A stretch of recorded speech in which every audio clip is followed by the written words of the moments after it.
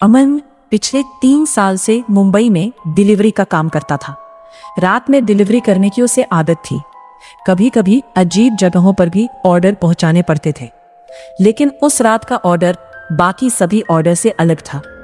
Order की detail में लिखा था, नाम रोहन मेहरा, ऑर्डर 2 वेज बिरयानी और एक पानी की बोतल।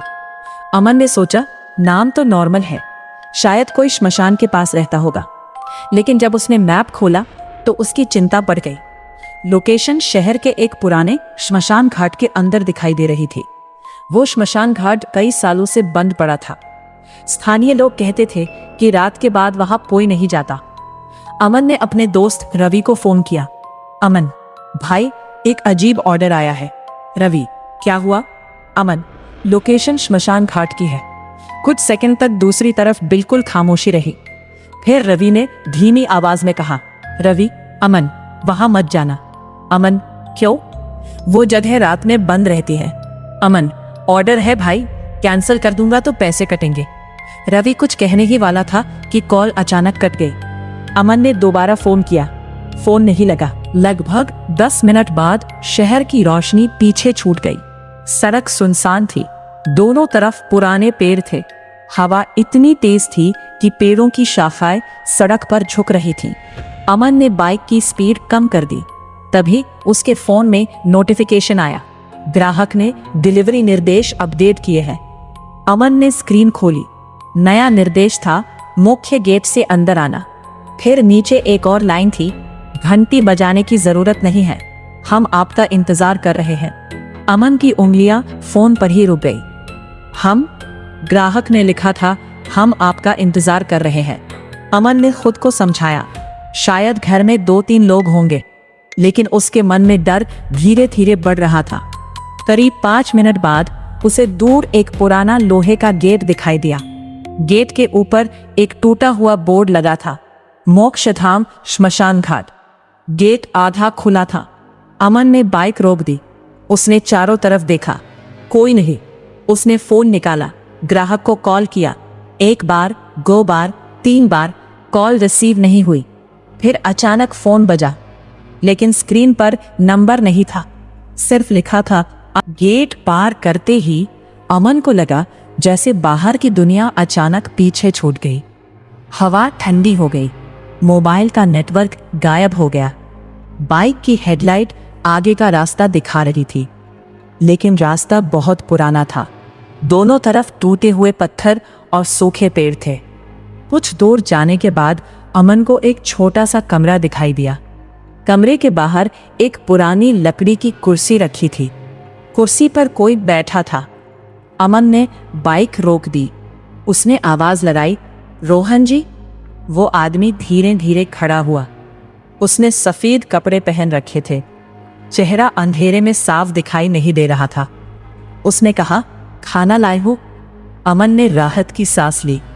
अमन जी, 2 बिरयानी और पानी। उस आदमी ने हाथ आगे बढ़ाया, लेकिन अमन ने देखा उसके हाथ असामान्य रूप से ठंडे और पीले दिखाई दे रहे थे।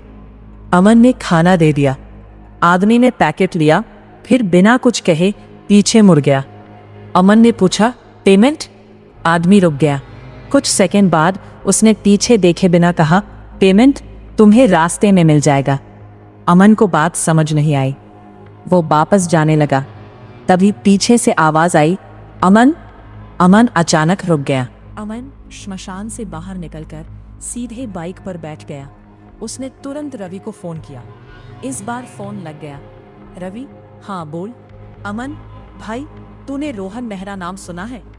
रवि कुछ देर चुप रहा। रवि, क्यों? अभी मैंने उसी को खाना दिया है।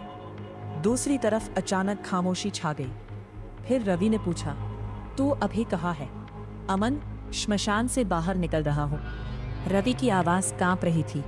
अमन, रोहन मेहरा नाम का एक आदमी था। वो 5 साल पहले इसी श्मशान में मरा था। अमन ने बाइक रोक दी। उसके शरीर में जैसे सिहरन दौड़ गई। अमन, क्या? रवि ने कहा, और उसकी मौत की तारीख थी 17 अगस्त 2021। अमन ने तुरंत अपनी जेब से वही कागज निकाला। उस पर वही तारीख लिखी थी, 17 अगस्त 2021। अमन कुछ बोल नहीं पाया। फिर रवि ने कहा, अमन, तू वहां से तुरंत निकल। लेकिन तभी अमन के फोन पर एक नया ऑर्डर आया। उसने स्क्रीन देखी, उसकी सांस रुक गई। न्यू ऑर्डर, ग्राहक का नाम रोहन मेहरा, लोकेशन वही श्मशान घाट, और ऑर्डर के नीचे लिखा था, इस बार अकेले मत आना।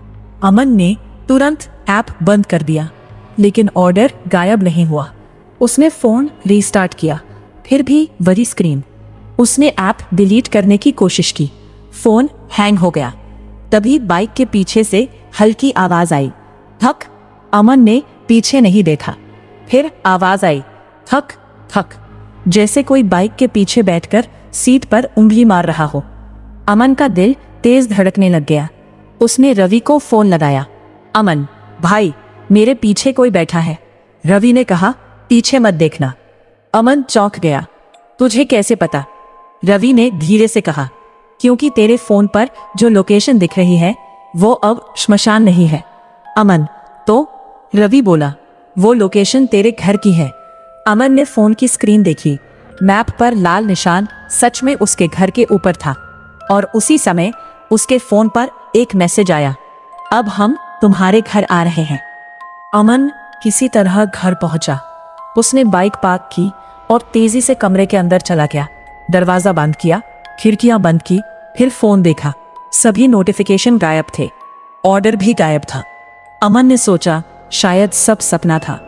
तभी डोरबेल बजी, एक बार, फिर दूसरी बार। अमन दरवाजे के पास गया। बाहर कोई दिखाई नहीं दे रहा था। उसने दरवाजा नहीं खोला।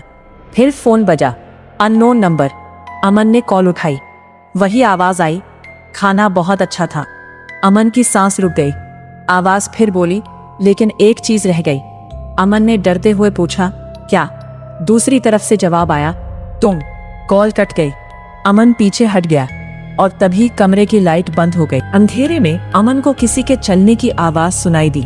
धीरे धीरे कोई उसके कमरे की तरफ आ रहा था। अमन ने फोन की टॉर्च ऑन की। सामने कोई नहीं था, लेकिन जमीन पर एक डिलीवरी बैग पड़ा था। अमन का डिलीवरी बैग। उसने उसे उठाया। बैग के अंदर एक पुरानी तस्वीर थी। तस्वीर में एक आदमी खड़ा था। वही सफेद कपड़े, वही चेहरा, वही आदमी जिसे अमन ने श्मशान में खाना दिया था। तस्वीर के पीछे लिखा था, रोहन मेहरा, आखिरी डिलीवरी। अमन को तभी समझ आया, रोहन सिर्फ ग्राहक नहीं था। कई साल पहले रोहन भी एक डिलीवरी बॉय था। उसकी आखिरी डिलीवरी उसी श्मशान में हुई थी, और उस रात के बाद वो कभी वापस नहीं लौटा। कहते हैं उसकी अधूरी डिलीवरी आज भी जारी है। हर कुछ महीनों में किसी डिलीवरी बॉय को उसी नंबर से एक ऑर्डर मिलता है, और जो उस ऑर्डर को श्मशान तक पहुंचाता है उसके फोन में हमेशा एक नया नाम जुड़ जाता है, नेक्स्ट डिलीवरी बॉय। अमन ने फोन देखा। स्क्रीन पर उसका नाम लिखा था, अमर नहीं, अमन, और उसके नीचे डिलीवरी कंप्लीटेड। फिर अचानक स्क्रीन पर एक आखिरी लाइन दिखाई दी, नेक्स्ट ऑर्डर।